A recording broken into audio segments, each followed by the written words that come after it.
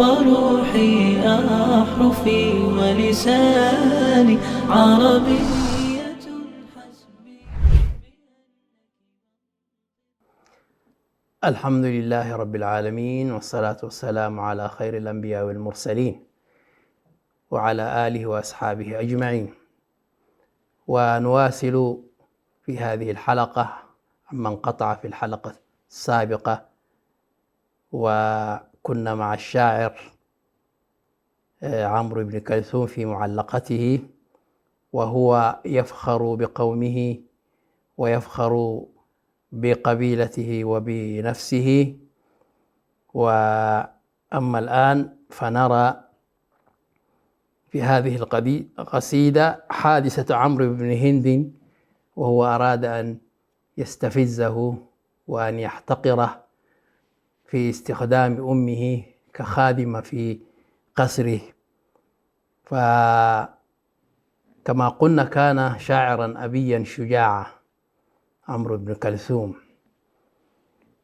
فقال: ألا لا يجهلن أحد علينا فنجهل فوق جهل الجاهلين، بأي مشيئة عمرو بن هند، بأي مشيئة عمرو بن هند نكون لقيلكم فيها قطينا، بأي مشيئة عمرو بن هند تطيع بنا الوشاة وتزدرينا، تهددنا وتوعدنا رويدا، متى كنا لأمك مقتوينا، فإن قناتنا يا عمرو أعيت على الأعداء قبلك أن تلينا. فيفخر بقومه ويقول: متى كنا لأمك خدامين. مقتوين معناها خدامين. وثم يعرج في نهايات هذه المعلقة ويذكر حماسته وفخره بنفسه وقومه، فيقول: ويذكر رجال أماجد في قبيلته، فيقول: ورثنا مجد علقمة بن سيف، أباح لنا حصون المجد دينا، ورثت مهلهلا والخير منه زهير، نعم ذخر زاخرين، وعتابا وكلثوما جميعا بهم نلنا تراث الأكرمين، وذا البرة الذي حدثت عنه به نحمى ونحمي الملتجين، ومنا قبله الساعي كليب، فأي المجد إلا قد ولينا، ونحن الحاكمون إذا أطعنا، ونحن العازمون إذا عصينا، ونحن التاركون لما سخطنا، ونحن الآخذون لما رضينا، وقد علم القبائل من معد إذا قبب بأطحها بنينا، بأن المطعمون إذا قدرنا، وأن المهلكون إذا ابتلينا، وأن المانعون إذا أردنا، وأن النازلون بحيث شينا، ونشرب إن وردنا الماء صفوا، ويشرب غيرنا كدرا وطينا، ملأنا البر حتى ضاق عنا، وظهر البحر نملأه سفينا، إذا بلغ الفطام لنا صبي تخر له الجبابر ساجدين. هكذا يفخر بقومه حتى هذا الصبي الذي لم يبلغ الفطام تخر له الجبابر ساجدين، لما مكانة وعظمة هذه القبيلة، قبيلة عمرو بن كلثوم. إذن هذه كانت معلقة عمرو بن كلثوم. والآن مع معلقة شاعر وصف بالسواد ووصف بالعبد، ولكن هذا الشاعر رفعته هذه المعلقة، وهو الشاعر عنتر بن شداد. عنتر بن شداد العبسي من قبيلة عبس، أحد شعراء العرب وفرسانهم وأبطالهم، ومن أصحاب المعلقات. أمه كانت أمة حبشية يقال لها زبيبة، ويقال إن شدادا العبسي قال لابنه عنتر في يوم لقاء ورآه يتقاسع عن الحرب وقد حميت، فقال: كر يا عنتر. فقال عنتر: لا يحسن العبد الكر إلا الحلب والسر. أي أنتم تطلقون علي عبد وأنا لا أحسن إلا الحلب والسر. الحلب حلب الإبل، والسر هو ربط السرج على الأحصنة. فكان أبوه يستخف به، فلما قال عنتر: لا يحسن العبد الكر، قال له: كر وقد زوجتك عبلة. وفي خلاف في زواج عنترة من عبلة، ولكن بهذا الكلام قد يصدق أنه تزوجها، ووفى له أبوه بذلك، فكر وقاتل فأبلى واستنفذ ما في أيدي القوم من الغنيمة، واستنفذ ما في أيدي القوم من الغنيمة، فادعاه أبوه بعد ذلك. يعني فرض شخصيته على القبيلة بشجاعته هكذا. أما معلقته به فهي بمثابة تصوير للفروسية الحقة التي من أبرزها البطولة في كل المواقف، وخصوصا أوقات الشدة وميادين القتال، والشهامة مع الجميع وبخاصة المرأة، وذلك بحمايتها والدفاع عنها والمحافظة على شرفها وكرامتها. فبدأ كما يبدأ الشعراء بذكر الأطلال، ولكنه بدأ بسؤال. بدأ عنترة معلقته بالسؤال عن المعنى الذي يمكن أن يأتي به ولم يسبقه أحد الشعراء من قبل، ثم شرع في قصيدته فقال: هل غادر الشعراء من متردم، أم هل عرفت الدار قبل توهمي؟ هل غادر الشعراء من متردم، أم هل عرفت الدار بعد توهمي؟ يا دار عبلة في الجواء تكلمي، وعمي صباحا دار عبلة واسلمي.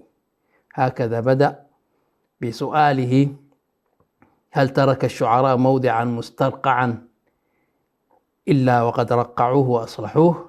وهذا استفهام يتضمن معنى الإنكار، أي لم يترك الشعراء شيئا يساق في شعر إلا وقد ساقه هو. وبدأ بهذه الأبيات، وتعتبر افتتاحية أو الاستهلال في القصيدة. ثم بعد ذلك يفخر بنفسه وبشخصيته، وهو ينادي عبلة في دارها في الأطلال، فيقول: إن تغضفي دون القناع فإنني طب بأخذ الفارس المستلئم، أثني علي بما علمت فإنني سمح مخالقتي إذا لم أظلم، وإذا ظلمت فإن ظلمي باصل مر مذاقته كطعم العلقم، وإذا سحوت فما أقصر عن ندى كما علمت شمائلي وتكرمي، يخبرك من شهد الوقيعة أنني أغشى الوغى وأعف عند المغنم. وهكذا.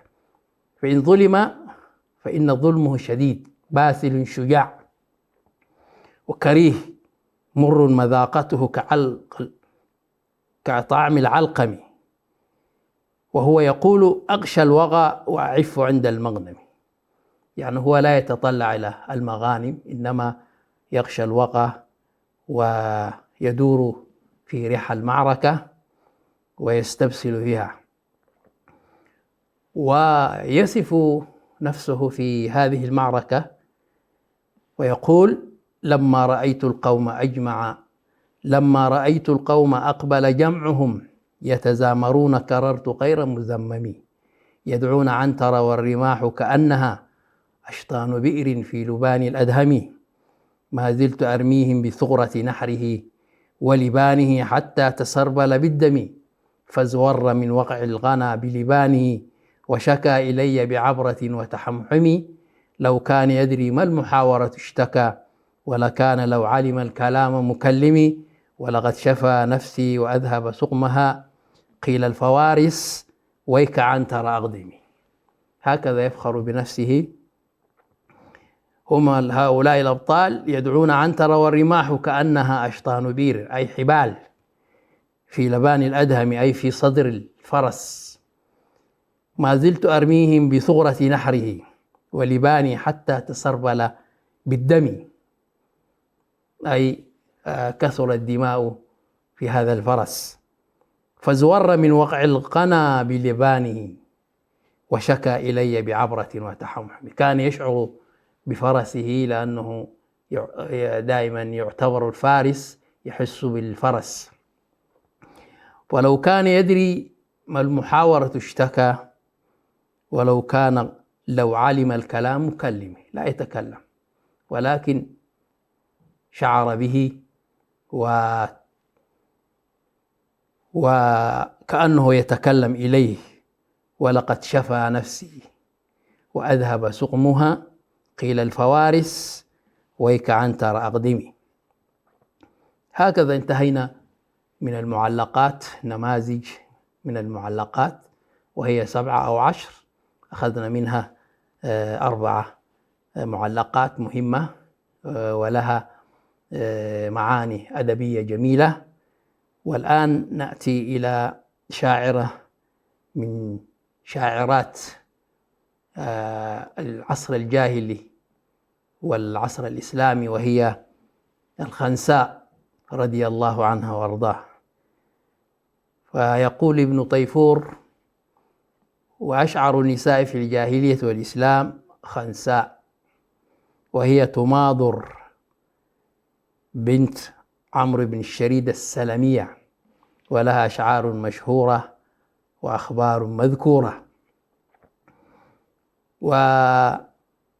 وقد كانت الخنساء من شواعر العرب، فالمعترف لهن بالتقدم وجعلها ابن سلام الجمحي في طبقة أصحاب المراثي، لأنها أكثرت من الرثاء في أخيها معاوية وصخر. وقد قدمت على النبي صلى الله عليه وسلم مع قومها من بني سليم فأسلمت معهم، فذكروا أن رسول الله صلى الله عليه وسلم كان يستنشدها ويعجبه شعرها، وكانت تنشده ويقول: هيه يا خناس، ويومئ بيده، وبلق من وجدها على أخويها صخر ومعاوية أنها عميت من البكاء. وكانت تنشده وهو يقول: هي خناس، وهو يومئ بيده، وبلق من وجدها على أخويها صخر ومعاوية أنها عميت من البكاء. وإلى فاصل قصير ثم نلتقي بكم.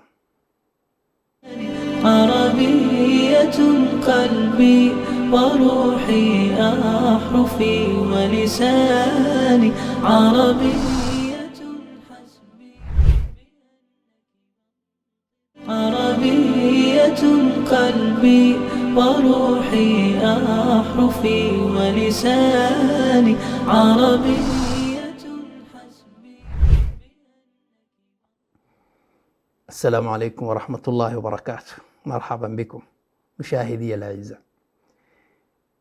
شاعرية الخنساء، هذه المرأة الجاهلية شهد الشعراء والأدباء والنقاد معا بشعرها وشاعريتها، وجعلوا منزلتها عالية بين الشعراء بصفة عامة وشعراء العربية بصفة خاصة، سواء الجاهليين منهم أو الإسلاميين. فمن الجاهلية النابغة الذبياني، لأنه هي عرضت قصيدتها عند نابغة الذبياني، وهو من الشعراء الفحول، وهو يعتبر من النقاد الأوائل في الأدب العربي، فكانت تضرب له قبة حمراء في سوق عكاز. وهو القائل لما أنشدته الخنساء شعرها في سوق عكاز، وهي تقول غزا وهي تبكي صخر، تبكي أخاها صخرا، فتقول في مطلعها غزا بعينيك أم بالعين عوار، أم زهرفت إذ خلت من أهلها الدار، كأن عيني لذكراه إذ خطرت، فيض يسيل على الخدين مدرار، تبكي لصخر هي العبرة وقد ولهت، ودونه من جديد الترب أستار، تبكي خناس فما تنفك ما عمرت، لها عليه رنين وهي مفتار، تبكي خناس على صخر وحق لها، إذا رابها الدهر إن الدهر ضرار، وإن صخرا لوالينا وسيدنا، وإن صخرا إذا نشت لنحار، إن صخرا لمقدام إذا ركبوا، وإن صخرا إذا جاعوا لعقار، وإن صخرا لتأتم الهداة به، كأنه علم في رأسه نار. هكذا تصف صخر بأنه والي وأنه سيد، وهو الذي يذبح وينحر في الشتاء، وهو الذي يتقدم إذا ركب الناس، وهو الذي يطعم الجائع ويعقر ناقته، ووصفته بأنه من الهداة، كأنه علم في رأسه نار. وهي تميزت في ديوانها بأنها تتكلم عن رثاء أخويها معاوية، وخاصة صخر، لأن صخر كان يحبها حبا شديدا وكان يقاسمها الأموال، فهي تبكيه طول حياتها حتى دخلت الإسلام.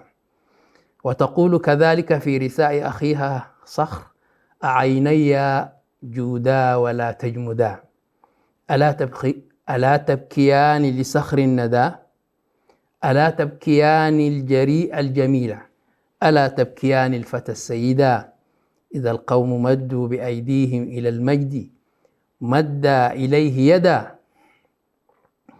فنال الذي فوق أيديهم من المجد ثم مدى مسعدا، طويل النجاد رفيع العماد قد ساد عشيرته أمردا، يعني ساد قومه هو صقير، أمرد يعني لم يخرج له أو تخرج له لحية.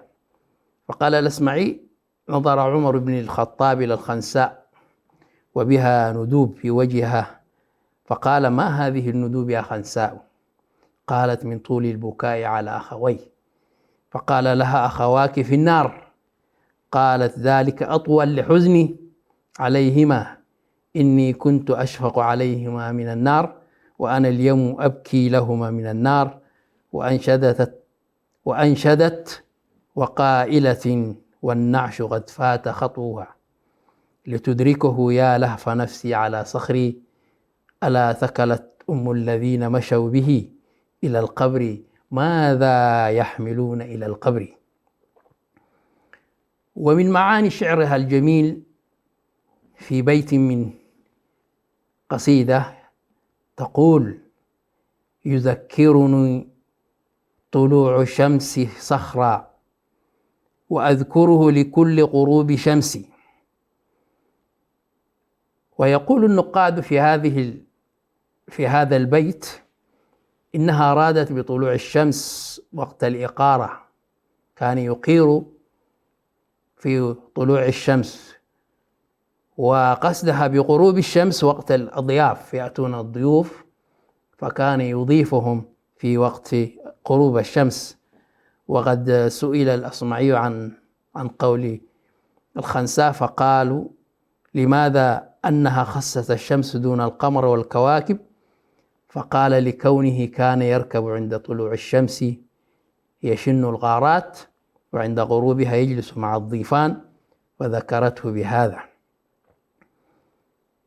وبعد ما أن دخلت الإسلام مع قومها الخنساء، كانت لها مواقف إيمانية، وهي في سير الأسلاف عظة، وفي مواقفهم خير وعبرة.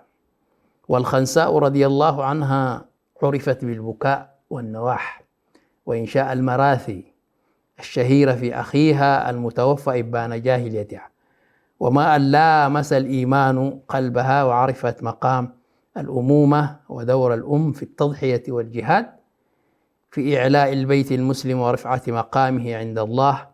وعظت أبنائها الأربعة عندما حضرت معركة القادسية تقول لهم: إنكم أسلمتم طائعين وهاجرتم مختارين، وإنكم لابن أب واحد وأم واحدة، ما خبث آباؤكم ولا فضحت أخوالكم. فلما أصبحوا باشروا القتال واحدا بعد واحد حتى قتلوا. فلما بلغها خبرهم ما زادت على أن قالت: الحمد لله الذي شرفني بقتلهم، وأرجو ربي أن يجمعني بهم في مستقر رحمتي. هذه رواية فيها بعد الخلاف، ولكن بعد البحث وجدت أن هذه القصة صحيحة، وكان لها 4 من الأبناء فقتلوا في القادسية، فهي كانت تبكي صخر كل السنين، ولكن الإسلام غير فيها معاني الشهادة ومعاني البذل والعطاء ومعاني الصبر، فلم تبكيهم. ولم يذكر للشاعرة الخنساء شعرا في الإسلام، لم تنشد الشعر أو لم تقل الشعر، إنما كانت فقط تردد ما تقوله عن صخر في أيام الجاهلية. إذن هذه القصائد والمعلقات التي ذكرت كانت في الأغراض التي ذكرناها: المدح والفخر والرثاء. وكذلك هنالك كانت أغراض من الشعر الديني والأخلاقي في الجاهلية. وعند الانتقال إلى الشعر العربي فحصا للعلاقة الدينية نجد هنالك معاني في بعض أقوال الشعراء، مثل أمية بن أبي الصلت الذي كان يقول في الجاهلية: الحمد لله ممسانا ومسبحنا، بالخير صبحنا ربي ومسانا، رب الحنيفة لم تنفذ خزائنه، مملوءة طبق الآفاق سلطانا، ألا نبي لنا منا فيخبرنا، ما بعد غايتنا من رأس مجرانا، قد علمنا لو أن العلم ينفعنا، أن سوف يلحق أخرانا بأولانا. هكذا هذه من الشعر الديني. وهنالك النثر ما يسمى بسجع الكهان كان موجودا في العصر الجاهلي. وكذلك نجد بعض الشعراء الجاهليين يشتمل أشعارهم على القيم الخلقية والتي تعد جزءا أساسيا من القيم الدينية، مثل الشاعر الذي ذكرناه وهو عنترة: ولقد أبيت على الطوى وأظله حتى أنال به كريم المأكل، وإذا الكتيبة أحجمت وتلاحظت ألفيت خيرا من معم مخول. ففي العصر الجاهلي نجد كذلك ذاك الفتى وهو عنترة كان يقد طرفه بعيدا عن جارته فيقول: وأقد طرفي ما بدت لي جارتي، حتى يواري جارتي مأواها، إني امرؤ سمح الخليقة ماجد، لا أتبع النفس اللجوج هواها. إذن هذه من الأخلاق والقيم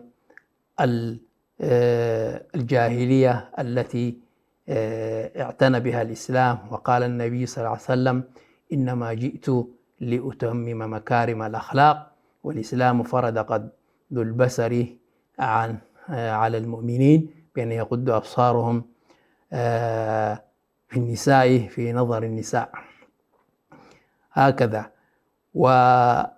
نأتي أخيرا إلى الشعر السياسي والوطني في العصر الجاهلي. يعني هذا المصطلح أو القرض الجديد ظهر في العصر الحديث، يسمى الشعر السياسي والوطني.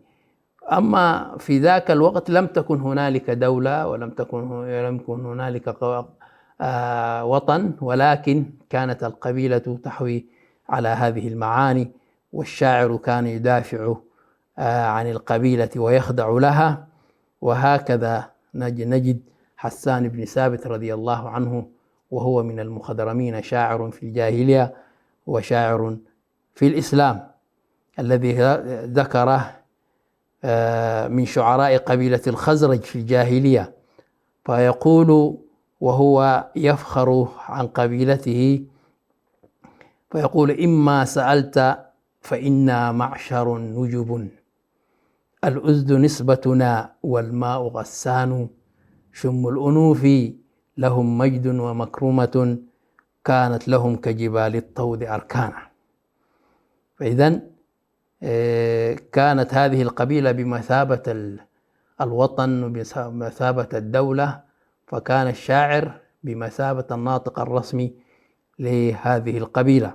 وكذلك نجد الشاعر دريد بن الصمة يتحدث عن قبيلته فيقول: وما أنا إلا من قزية إن غويت، وإن ترشد قزية أرشد، دعاني أخي والخيل بيني وبينه، فلما دعاني لم يجدني بقعددي، تنادوا فقالوا أردت الخيل فارسا، فقلت عبد الله ذلكم الردي، فإن يك عبد الله خلى مكانه، فما كان وقافا ولا طائش اليد.